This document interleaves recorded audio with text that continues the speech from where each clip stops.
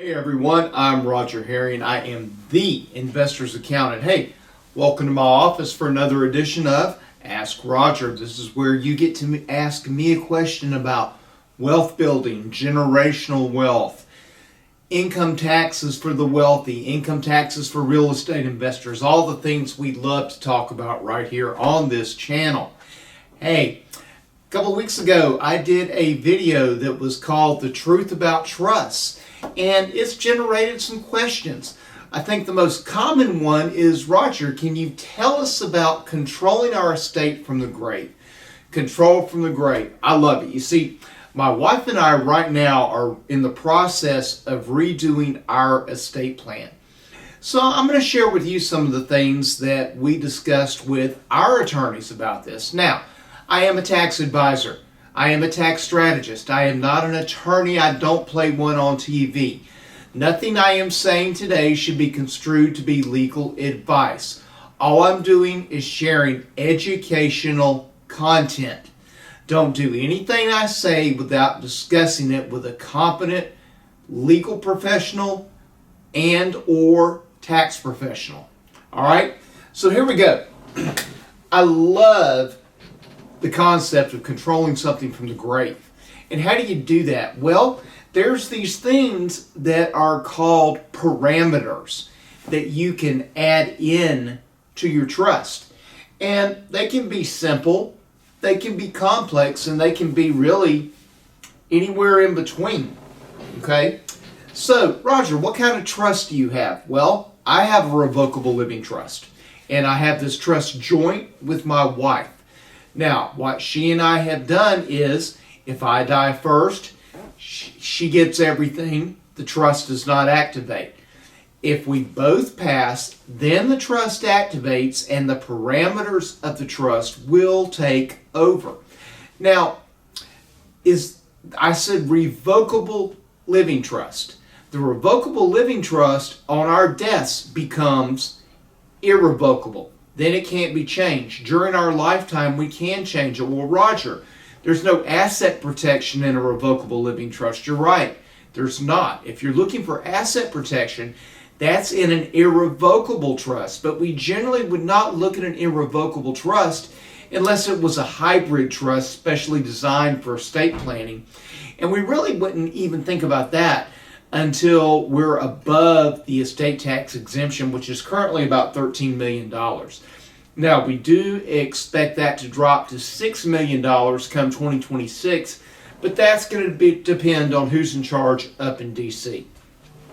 So, Roger, what are some of the advantages of the revocable living trust? Well, first off, it avoids probate. And let me tell you guys, probate sucks. I have been through probate twice in the past 18 months. And my mother's estate, she passed in November of 22. It's still not complete. I am still waiting on that. Why? She had no trust. Okay? She had a will, and wills get probated. Trusts do not.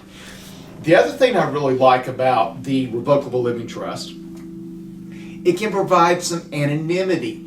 Because your trust, you can name it something totally not related. I don't have the Herring Family Trust. You could use something like Dante's Peak Family Trust. Or something like Pinocchio Family Trust. It doesn't have to have your name. It could be a name that only has meaning to you.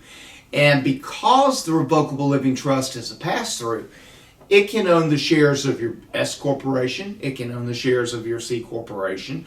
It can own your rental properties. It can own your limited liability companies. It can literally own anything because it is disregarded for tax purposes. See, the IRS is going to consider, okay, anything in the trust, that's you. But for anonymity purposes, it's going to help keep my name off of things. Okay? So, Roger, let's talk about controlling from the grave. Yep, let's do it right now. So, what kind of parameters do you have? Well, there's a number of things that you can do. The first decision you got to make is, do you want to distribute your assets outright to your heirs, or do you want to put some stipulations on this?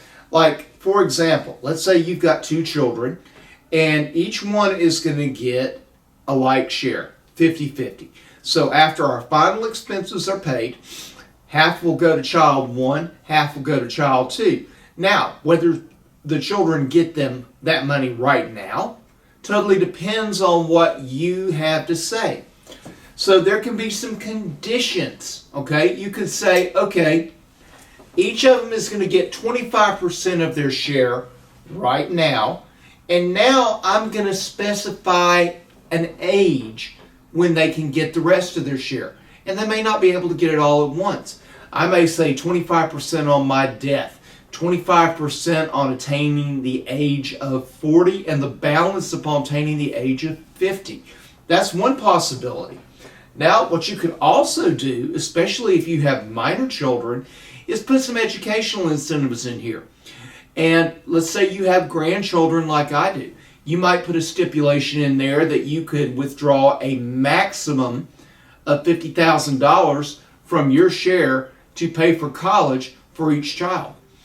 You might have in there a provision that they have to maintain a 3.0 and they have to graduate. Maybe there's a bonus for graduating college. What if someone joins the Army? Maybe you specify they can have a certain amount of money for volunteering at the church or the Peace Corps or for joining the military. How about starting up a business? Oh yeah, that's a wonderful idea to have money that they can draw on. But if you're going to do that, then you also better have a board of advisors that takes a look at their business plan and approves whether or not they get that money. Because just because they want to start an ice cream shop doesn't mean it's a good idea, especially if it's in downtown Anchorage, Alaska. Okay? Maybe what you have is specified support payments. Let's say that your child or you pass away, your child's trust activates, and you're leaving your child with your sister. Your sister is great. She's a super mom, wonderful lady, can't manage money worth anything. Well, maybe you hold that money in trust and you only provide a certain amount of child support each month, and she has to submit records back to the trustee. There's all kinds of ways that we can do this. Now, you want to know for certain what you can and can't do? Talk to your attorney. Now, how much does this cost? Revocable living trust is going to be anywhere from $1,500 to $2,200 depending on the law firm that you go to. And please, please, don't try to do this yourself, okay? We should never let our parents do their own estate planning, because what they think and what is reality are often two completely different animals. Don't you try and do your own estate planning. Go and see an attorney that deals with this stuff. Okay? I got asked another question. I was talking with a group and we were talking about parameters and trust, and somebody poked up a paw and said, what about a wedding? Well, if you want to provide money for a wedding, that's up to you. I personally think weddings are the biggest waste of money ever known to man. Okay? I have had 2 weddings in my life, and both of them cost less than $1,000. Okay? And then we took the money that we had to get a start in life. Okay? I have watched men, literally their wives threaten them with divorce if they don't pay for a wedding, and I've watched men take second mortgages on their house.